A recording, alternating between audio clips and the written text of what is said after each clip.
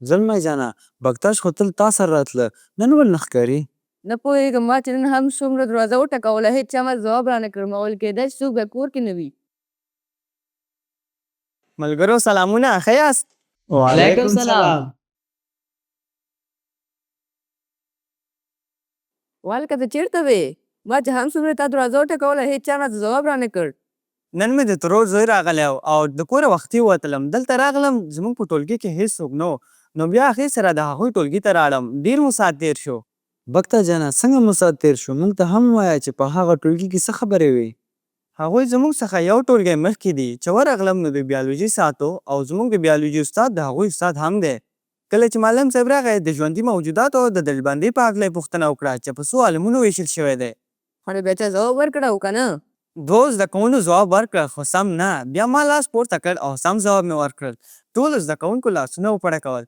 بیا معلم صاحب د باکتریا د عالم په هکله یې پوښتنه وکړه. باکتریا خو موږ په تېرو درسونو کې لوستې وو. هو معلم صاحب پوښتنه وکړه چې د باکتریا او میکروب توپیر څه دی او د دوو ناروغیو نومونه واخلئ چې لامل یې باکتریا وي. له نورو څخه مخه ما ځواب ورکړ او وویل چې باکتریا د میکروب یوه برخه ده او میکروب ټولو باکتریا او فنجي ته ویل کیږي. همدارنګه تور ټوخی او تیتانوس هغه ناروغۍ دي چې لامل یې باکتریا ده. د هغې ټولګي زده کوونکو څه وکړل؟ غوسه خو نه شول؟ نه بره دومره یې وهڅولم چې روحیه مې ښه شوه. بیا معلم صاحب هغوی ته وویل چې باکتریان هره ورځ خپل درسونه لولي. یعنې داسې مې په ځان ویاړ وکړ چې پوښتنه یې مه کوه. بیا هلته راته معلومه شوه چې د درس تکرارول څومره اړین دي. بکتا جانه ما ستا خبرو نه دا مطلب واخیست چې موږ باید خپل درسونه مخکې نه ولولو او تکرار یې کړو تر څو درسونه مو زده شي او بریالي شو. هو رښتیا تا فنجي یاده کړه زما پام نن همدا لولو.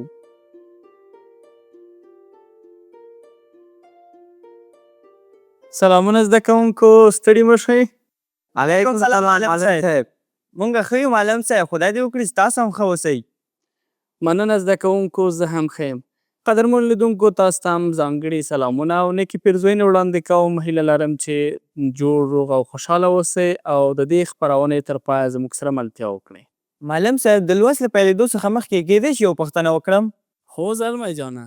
کیدای شي ووایاست چې فنجي او مرخلي څه توپیر لري؟ هیڅ توپیر نه کوي بکتاش جانه. موږ ورته مرخیړي وایو او په انګلیسي کې ورته فنجي وایي چې فنجي د فنګس جمع ده. یعنې مفرد فنګس ده او جمع فنجي. موږ هم ورته وویل خو زموږ خبره یې ونه منله. په بکتاش جان د شاباس وي. نن یې ډېر ښه ځوابونه ورکړه. که څه هم کوم صنف ته چې دی راغلی وه ستاسو د صنف نه یو صنف پورته وه خو بیا هم ټولې پوښتنې ښې ځواب کړې. معلم صاحب هیله کوم ټول ستاسو د تدریس برکت دی. بکتاش جانه دا ستاسو د خپله هڅو پایله ده. ښه نو زده کوونکو اوس به د نن ورځې د درس عنوان وګورو.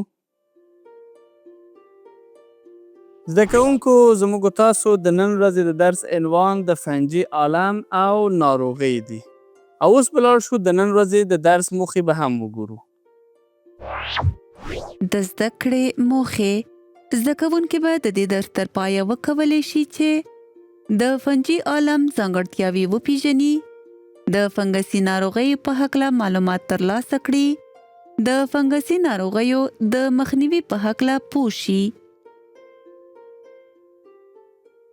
معلم صاحب آیا د فنجي عالم د بکتریا په شان مضر او ګټور فنجي لري یا په بشپړ ډول مضر دي؟ هو زلمی جانه. فنجي د ژوندیو موجوداتو یو عالم دی چې زموږ په ژوند کې ډېرې ګټې هم لري خو کله کله انسان ته ضرر هم رسوي. راځئ چې په دې هکله ډېر معلومات په سکرین وګورو. د فنجي عالم هغه ژوندي موجودات دي چې په ډېری چاپېریالونو کې د ژوند کولو وړتیا لري. دغه موجودات د خاصو ځانګړنو په درلودلو سره په طبیعت کې بېلابېلې ونډې لري چې له هغو څخه د عضوي موادو په تجزیه، د درملو په تولید او داسې نورو برخو کې ګټه اخیستل کیږي. یعنې دا ګټې وي چې درمل جوړونه او د موادو په تجزیه کې کارول کیږي. هو زلمی جانه. فنجي د ګټو سربیره ځینې انسانانو ته او نور ژوندي موجودات ته زیانونه هم رسوي. یعنې د ځینو ناروغیو لامل هم کیږي. تاسو پام وکړئ سکرین ته په دې اړه نور معلومات وګورئ. زده کوونکو فنجي یوکاریوت کثیر الحجروي موجودات دي. د فنګس حجره حقیقي هسته لري او نور ارګانلونه لکه مایتوکاندریا، حجروي غشا، رایبوزومونه، حجروي دیوال لري. د دې په څیر نور ارګانلونه هم پکې ځای په ځای شوي دي. آیا واحد الحجروي فنجي هم لرو، یعنی چې یوه حجره ولري؟ هو بکتاش جانه سکرین ته پام وکړئ. ځینې فنګسونه یو حجروي دي او یوازې له یوې حجرې څخه رامنځته شوي دي چې خپلې ټولې حیاتي کړنې د یوې حجرې په ذریعه کنټرولوي. مثلا د خمیرمایع فنګس لکه څرنګه چې وینئ واکیول، مایتوکاندریا، ګولجي جسمونه، هسته او نورې برخې لري. کېدای شي د حجروي فنګس یو بېلګه ووایاست؟ خو ولې نه زلمی جانه، بېلګه یې خمیرمایع ده. څه خمیرمایع فنګس دی که مرخیړی؟ پام وکړئ زده کوونکو سکرین ته بڼه او جوړښت به یې درته تشریح شي. د حجروي دیوال درلودل د فنجي یوه ځانګړنه ده چې د کیتین په نامه له مادې څخه جوړ شوی دی. د فنجي حجروي دیوال د دې لامل کیږي چې فنجي د بېلابېلو چاپېریالي لاملونو پر وړاندې له ځانه مقاومت ښکاره کړي. معلم صاحب کېدای شي چې د فنجي ځانګړې ووایاست؟ هو حسن جانه ولې نه، سکرین ته وګورئ. د فنجي بله ځانګړنه دا ده چې نباتاتو ته ډېر ورته والی لري، خو بیا هم د فوتوسنتیز عملیه نه ترسره کوي او د خپلې انرژۍ د تامینولو لپاره نورو عضوي موادو ته اړتیا لري. دوی پر نباتاتو او د حیواناتو پر مړو جسمونو متکي دي. یعنی مصرفونکي دي؟ نه بکتاش جانه، دوی په طبیعت کې تجزیه کوونکي یا دیکامپوزرز شمیرل کیږي او دنده یې د عضوي موادو تجزیه کول دي. معلم صاحب پر دې پوه شوم چې د تجزیه کوونکي رول لوبوي، خو په انساني ژوند کې څه رول لري؟ ډېره ښه پوښتنه دې وکړه بکتاش جانه. فنجي د انسانانو په ژوند کې بېلابېل رول لري. مخکې مو یو څه کتنه ورته وکړه، خو د دې لپاره چې سم پرې پوه شئ بیا هم تاسو سکرین ته وګورئ. د طبابت او اقتصاد په برخه کې فنجي په پراخه توګه کارول کیږي. د بیلګې په توګه په درمل او انټي بیوټیک جوړونه کې ځینې فنجي کارول کیږي. له فنجي څخه جوړ شوي درمل د ډېرې ناروغیو لپاره ګټور دي او په ټوله نړۍ کې د انسانانو او حیواناتو د ژغورنې لپاره کارول کیږي. لکه څنګه مو چې مخکې انځورونه ولید، مرخیړی هغه ډول فنجي ده چې خوړل کیږي. نو پر دې بنسټ فنجي خوراکي سرچینې هم دی. هو بالکل، تاسو سکرین ته وګورئ. زده کوونکو انسانان د مرخیړیو ځینو ډولونه کاروي، البته د خوراکي موادو په توګه یې کاروي او همداسې په صنایعو کې هم ترې کار اخیستل کیږي، لکه د پنیر جوړونه او د ډوډۍ په جوړولو کې ترې ګټه اخیستل کیږي. نه دا چې فنګسونه موږ انسانانو ته ډېر ګټه لري، مثلا د درملو او خوراکي توکو په توګه هم کارول کیږي. د عضوي موادو په درجه کې هم ونډه لري. خو کېدای شي د زیانونو په هکله لږ معلومات راکړې؟ بالکل زلمی جانه، ستا د پوښتنې ځواب به په یو انځوریزه کڅوړه کې وګورو. سکرین ته پام وکړئ. د فنجي ځینې ډولونه کرنیزو محصولاتو ته جدي ستونزې او زیانونه ورپېښوي او ځینې یې په انسانانو کې روغتیایي ستونزې رامنځته کوي چې د فنجي له امله د پوستکي یوه رامنځته شوې ناروغي رنګوارم ده. معلم صاحب د کړنې په برخه کې د فنجي زیانونه یاد شول، هغه څرنګه دي؟ پام وکړئ زده کوونکو سکرین ته. د بیلګې په توګه د جوارو د وږي توروالی یوه پیژندل شوې ناروغۍ ده چې د فنجي له امله رامنځته کیږي، چې د کرنې په برخه کې د درانه اقتصادي زیان لامل کیدای شي. یعنی فنجي هم د باکتریا په شان ځینې مضر او ګټور ډولونه لري. بالکل حسن جانه، خو پوهیږئ چې اوس د څه شي وار را رسېدلی؟ دمه. قدرمن لیدونکو اوس هم یوه لنډه دمه لرو، له دمې وروسته زموږ سره پاتې شئ، درس مو دوام لري.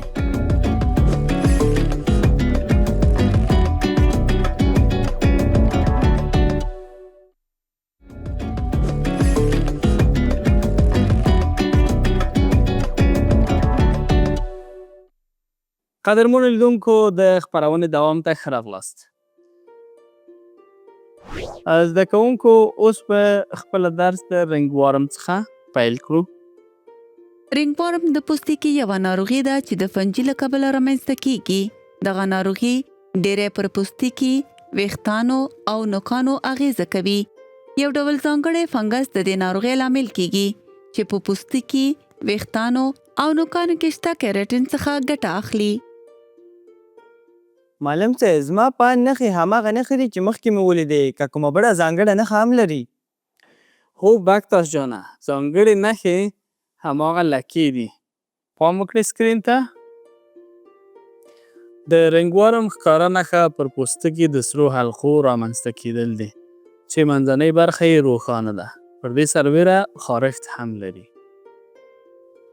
معلم صاحب آیا د پوستکي د رنګ بدلون لامل هم کیږي؟ نه حسن جانه، خو که دغه ناروغۍ د سر په برخه کې وي د ویښتانو د تویدو لامل کیږي چې په ویښتانو کې د لکو د رامنځته کېدو سبب کیږي. او که چیرته د نوکانو په برخه کې وي د نوکانو د ضخامت او رنګ د بدلیدو سبب کیږي. دغه د رنګوارم ناروغۍ سره کوم لیږدول کیږي؟ ساري ناروغي خو به نه وي؟ ډېره ښه پوښتنه دې وکړه زلمی جانه. رنګوارم د بېلابېلو لارو لیږدول کیږي. دغه انځوریزه کڅوړه وګورئ چې پوره معلومات ترلاسه کړئ. رنګوارم د فنجي له امله رامنځته کیږي او کیدای شي د انسانانو او حیواناتو له پوستکي سره د مستقیمې اړیکې له کبله ولیږدول شي. همدارنګه د شخصي وسایل لکه ځان پاک او د ویښتو برس او یا هم د اخته کس د هر ډول کالیو د کارونې له لارې لیږدول کیدای شي. نو عمومي چاپېریالونه یا نور موجودات د دغې ناروغۍ د لیږد لامل نه کیږي؟ شاباس بکتاس جانه، ډېر ښه ټکي ته دې اشاره وکړه. بیا هم سکرین ته وګورئ. عمومي نمجن چاپېریالونه لکه حمام، سونا او ورزشي کلبونه د دغه ډول فنجي د لیږد او د ودې لپاره مناسب ځایونه شمیرل کیږي. په ضمن کې کورني حیوانات لکه پیشو او سپی د ککړېدو په صورت کې کولی شي دغه ناروغۍ انسان ته ولیږدوي. نو زه باید ډېر پام وکړم ځکه زموږ کور کې 2 پیشوګان دي او تل ماته راځي او زه یې ناز ورکوم. پیشو پرېږده، اوس په ځینو کورونو کې ټول کورني حیوانات هم شتون لري او تل سره په اړیکه کې وي. هغوی باید ډېر پام وکړي. د نظافت پاک ساتل او د ککړو حیواناتو نه لرې پاتې کېدل د دغې ناروغۍ په مخنیوي کې مؤثره تمامیدای شي.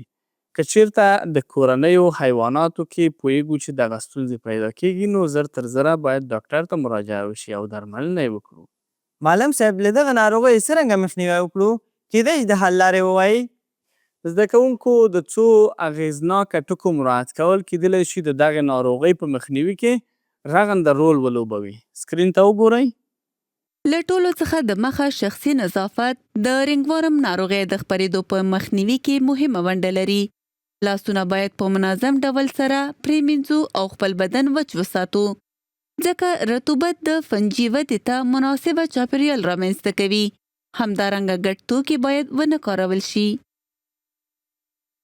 ښه نو زده کوونکو تاسو پوهیږئ چې ولې باید د نورو وسایل ونه کاروو او خپل شخصي وسایل وکاروو؟ هو ځکه د نورو د وسایلو کارول کیدای دغه ناروغۍ لامل وي. بالکل زلمی جانه. او قدرمنو لیدونکو که چېرته تاسو هم کورني څاروي لرئ نو په منظمه توګه یې وساتئ. او که چېرته پوهیږئ چې د رنګوارم ناروغي لرئ نو حتما ډاکټر ته مراجعه وکړئ. معلم صاحب دا چې دغه ناروغۍ په نمجنو ځایونو کې خپرېږي لامل یې څه دی؟ زده کوونکو لامل یې دا دی چې هلته بیروبار ډېر وي او ځینې وسایل هم ګډ کارول کیږي. نو تاسو کوشش وکړئ په هغه محیطونو کې لکه سونا، حمام او ځینې نورو ځایونه چې وسایل پکې ګډ کارول کیږي ډېر احتیاط نه کار واخلئ. او د سونا یا د حمام په محیط کې هم د څپلیو نه کار واخلئ. قدرمنو لیدونکو بیا هم د یوې دمې وار را رسېدلی. له دمې وروسته زموږ سره پاتې شئ.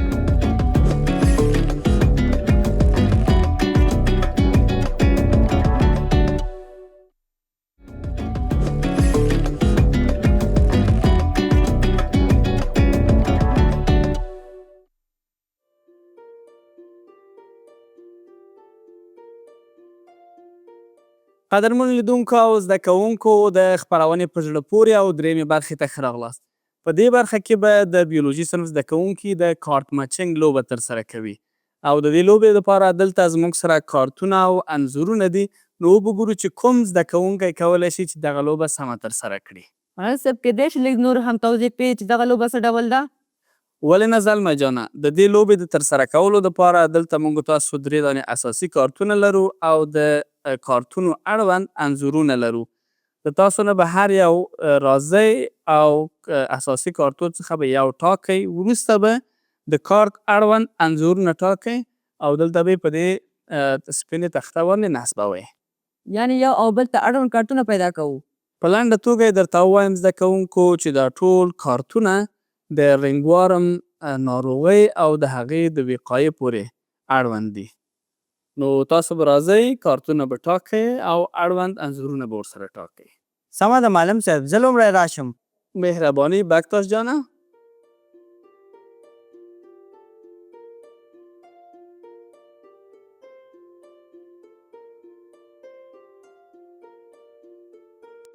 صبر چې زه یو کارت واخلم.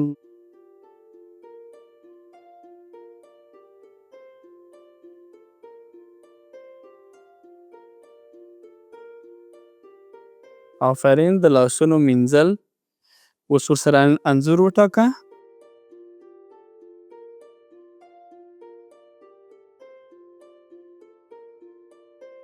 د رنګوارم ناروغۍ د مخنیوي یوه تګلاره د لاسونو مینځل دي. د لاسونو په سمه توګه مینځل کولی شي موږ له ډېرو ناروغیو وساتي. شاباس بکتاش جانه، ته لاړ شه خپل ځای ته او اوس به حسن جان راشي.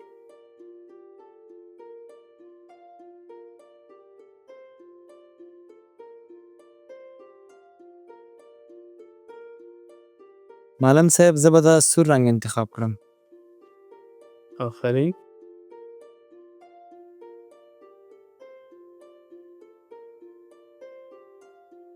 ډېر ښه.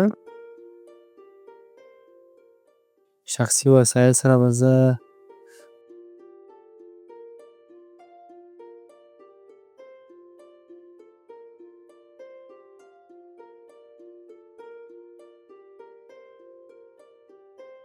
معلم صاحب د رنګوارم ناروغي د مخنیوي یو بله تګلاره د شخصي وسایل لکه د ویښتانو برس او ځان پاک له ګډې کارونې څخه ډډه کول او که په ساده توګه ووایو د دغې شخصي وسایل نه باید په مشترکه توګه استفاده ونه کړو. حسن جان یم چې جوس راوړو راڅخه یې وانخلې. زه پوهېږم چې ته پاکوالی په نظر کې نیسې، نو ځکه یې په ډاډه زړه خورم. مننه زده کوونکو، زه پوهېږم چې تاسو نظافت په نظر کې نیسئ، خو ځینې شیان دي چې هغه باید په ګډه توګه ونه کاروئ. ښه نو اوس هم د زلمي جان وار را رسېدلی دی او حسن جانه ته دې په خپل ځای کښېنه.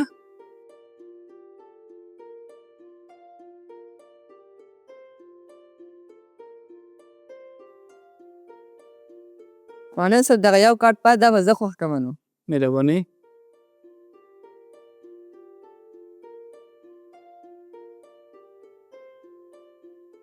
ډېر ښه. له کورنیو څارویو څخه ساتنه. ښه نو زلمی جانه کوم انځور په دې کې ټاکې؟ معلم صاحب دواړه ټاکمه. مهرباني.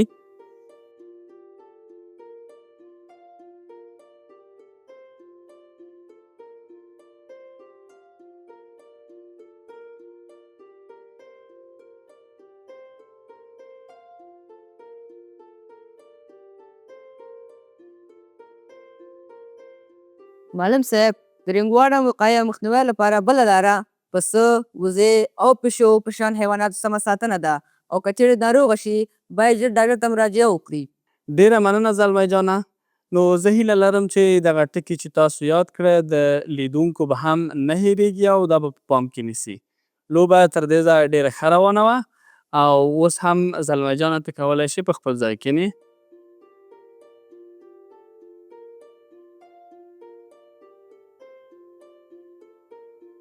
تاسو درې واړو لوبه ډېره ښه سرته ورسوله زده کوونکو.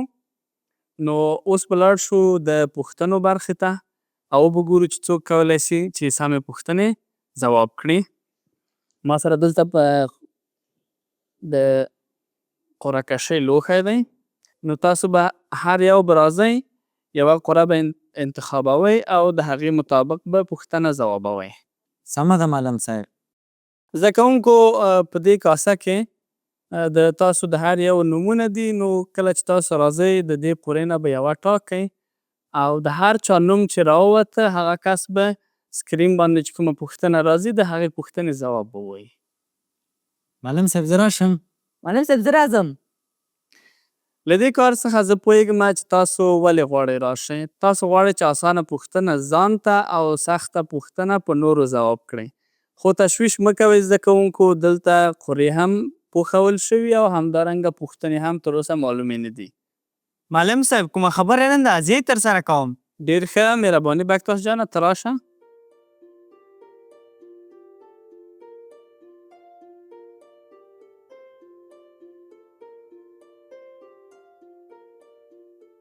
ملګرو زه اوس لومړۍ پوښتنه راوړم. د فنجي عالم څه ډول ژوندي موجودات دي؟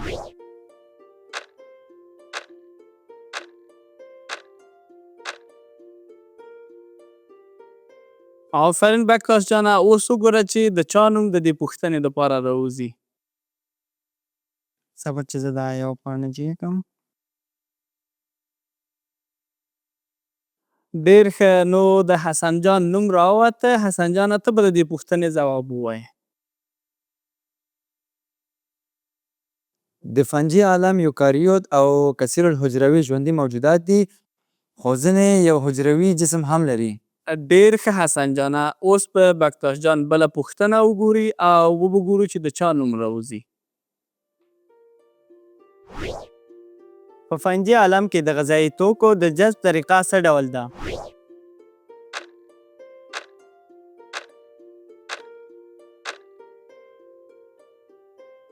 صبر چې زه دا بله قوره راواخلم.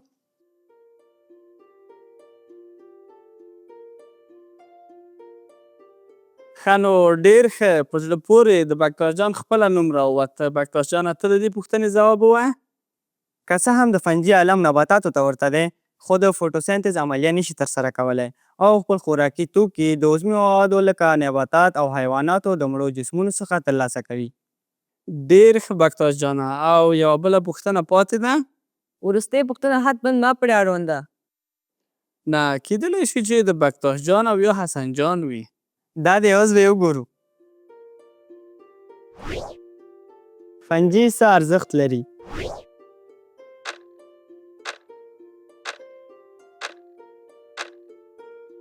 اوس به یې پاڼه وګورو چې د چا نوم دی پکې. د زلمی جان نوم دی. فنجي د طبابت او اقتصاد په برخه کې پراخ کارونه لري، لکه د درملو او انټيبیوټیکو تولید. همدارنګه د پنیر او ډوډۍ په تولید کې هم کارول کیږي او ځینې فنجي د خوراکي توکو په توګه هم مصرفیږي. آفرین بکتاش جانه، ډېر عالي. ته کولی شې چې په خپل ځای کې د کښېنې.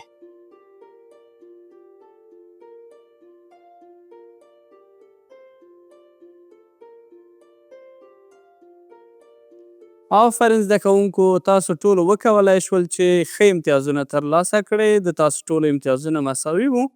نو اوس به لاړ شو د نن ورځې د زده کړې پایلې به وګورو. د زده کړې پایلې. زده کوونکو زده کړل چې فنجي یوکاریوت ژوندي موجودات دي چې د عضوي موادو په تجزیه او د درملو په تولید کې اړین رول لوبوي. همدارنګه ځینې فنګسونه د خوراکي توکو په ډول کاریږي. له کیتین څخه جوړ شوی حجروي دیوال او له عضوي موادو څخه د انرژۍ د پوره کولو د وړتیا درلودل د فنجي له مهمو ځانګړنو څخه دي. ځینې فنګسونه د رنګوارم په نامه ناروغي رامنځته کوي او ځینې نور کرنیزو محصولاتو ته اقتصادي زیانونه اړوي. د فنجي له زیانونو د مخنیوي لپاره د شخصي حفظ الصحې رعایتول، پر ناروغۍ د اخته کسانو او حیواناتو څخه لرېوالی او د چاپیریال پاک ساتل اړین دي.